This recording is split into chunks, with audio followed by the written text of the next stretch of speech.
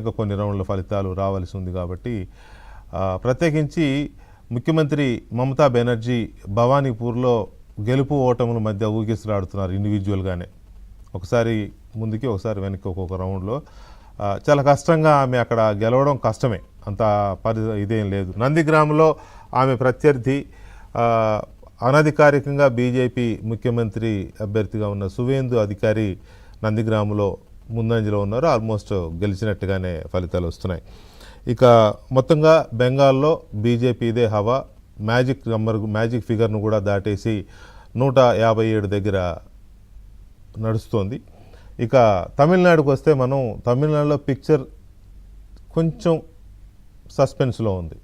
హంగ దిశగా వెళుతుందా లేక సునామీలాగా దూసుకొచ్చిన విజయ్ 107 సీట్లతో ఉన్నారు. 118 కావాలి అంటే దాదాపు 11 సీట్ల దూరంలో ఉన్నారు. మరి ఆ 11 కొడతారా లేక 107 దగ్గర ఆగితే ఆయన కింగ్ మేకర్ అవుతారు, ఎవరితో కలుపుకున్నా కింగ్ ఆయనే అవుతారు. సో తమిళనాడులో ఆ రకమైన కొద్దిగా స్వల్ప అనిశ్చితి కొనసాగుతోంది. కాకపోతే అక్కడ సెకండ్ ప్లేస్లో అన్నా డిఎంకే ఉంది. డిఎంకే అధికారంలో ఉన్న డిఎంకే పూర్తిగా వెనక్కి వెళ్ళిపోయింది, థర్డ్ ప్లేస్కి వెళ్ళిపోయింది. అక్కడ సంబరాల కోసం అని చెప్పి ముందుగానే వచ్చిన డిఎంకే కార్యకర్తలు వీళ్ళంతా వెనక్కి వెళ్ళిపోతున్నారు. జెండాలు ఇతర సామాగ్రి తీసుకుని వెళ్ళిపోతున్నారు. చాలా నిరుత్సాహానికి గురైన పార్టీ డిఎంకే పార్టీ.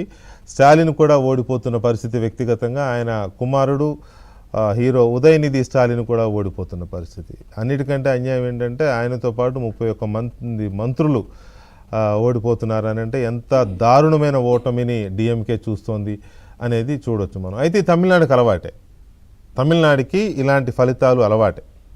ఎప్పుడు కూడా అక్కడ ప్రజలు కొడితే దిమ్మ తిరిగే దెబ్బ కొట్టేస్తారు అధికారంలో ఉన్న పార్టీని. ఎప్పుడూ ఆల్టర్నేటివ్ ఇదే చూస్తారు. సో ఈ పరిస్థితుల్లో తమిళనాడులో బీజేపీ అనుకూల అన్నా డిఎంకే సెకండ్ ప్లేస్లో ఉంది. విజయ్ అన్నా డిఎంకేతో కలిస్తే అక్కడ ఎన్డీఏ అనుకోవాల్సి వస్తుంది మనం. అక్కడ కూడా బీజేపీ పరోక్షంగా బీజేపీ ప్రభుత్వమే అని అనుకోవాల్సి వస్తుంది తమిళనాడులో ఒకవేళ ఆ రెండు కలిస్తే. లేదు ఇంకా రౌండ్లు కొన్ని ఉన్నాయి కాబట్టి విజయ్ ఇంకో 10-12 సీట్లు సాధించగలిగితే ఆయన ముఖ్యమంత్రి అవుతారు.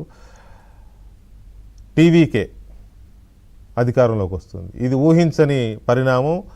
ఒకే ఒక్క సంస్థ యాక్సిస్ మై ఇండియా అనే ఒక ఎగ్జిట్ పోల్స్ సంస్థ టీవీకే అధికారంలోకి వస్తుంది అని చెప్పారు.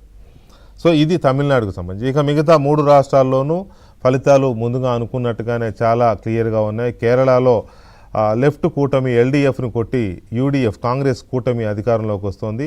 సో ఈ ఓటమితో దేశంలో ఇక కమ్యూనిస్టుల ఉనికి లేనట్టే.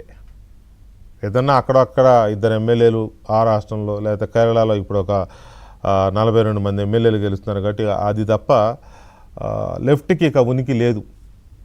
పార్టీ కార్యకర్తలు ఉంటారు, ఓటు బ్యాంక్ ఏమైనా కొద్దిగా అక్కడక్కడ ఉండొచ్చు, కానీ అధికారం ఉన్న రాష్ట్రాలు ఇక లెఫ్ట్కి లేవు. దేశంలో ఉభయ కమ్యూనిస్ట్ పార్టీలకి లేవు. ఇది ఒక చెప్పుకోదగ్గ పరిణామం. ఎందుకు ఇలా కమ్యూనిస్ట్ పార్టీలు వెళ్ళిపోయాయి అనేది ఇంకొక అంశం. అస్సాంలో ముందుగా అనుకున్నట్టుగానే మళ్ళీ అక్కడ బీజేపీ అధికారంలోకి వస్తుంది. ఇది ముందు నుంచి ఊహిస్తున్నదే. అద్భుతమైన మెజార్టీతో అక్కడ అధికారంలోకి వస్తుంది. 98 స్థానాలతో అధికారంలోకి వస్తుంది.